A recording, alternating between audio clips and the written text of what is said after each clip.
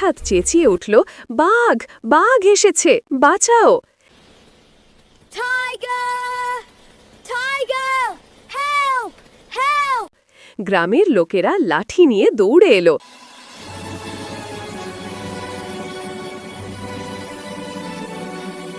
কিন্তু কোথায় বাঘ? কেউ নেই তো। ছেলেটি হেসে বলল, তোমরা তো ভয় পেয়ে দৌড়ে এলে। গ্রামের লোকেরা রেগে গেল। তারা বলল, রোহান, আর যেন এমন মজা না করিস।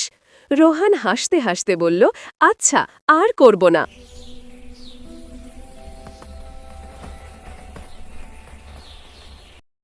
তার কিছুদিন পরে রোহান আবার গ্রামবাসীদের বোকা বানানোর জন্য চিন্তা করে, তাই আগের মতো চেঁচিয়ে উঠল, বাঘ, বাঘ, বাঘ এসেছে, বাঁচাও!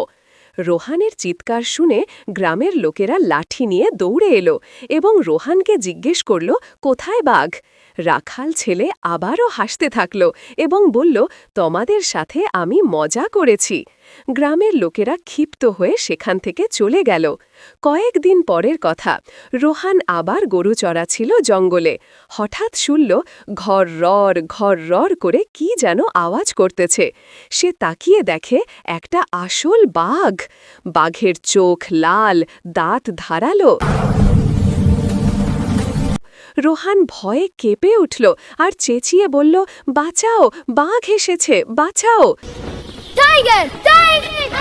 কিন্তু এবার কেউ এলো না, কারণ সবাই ভাবল রোহান আবার মজা করছে। বাঘ তখন গরুগুলোর দিকে ঝাঁপিয়ে পড়ল।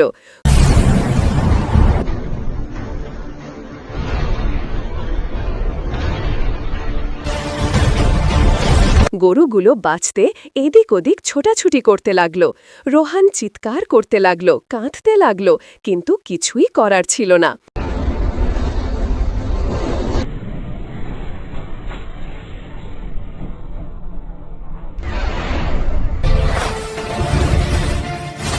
অবশেষে বাঘটি গরুগুলোকে ধরতে সক্ষম হল।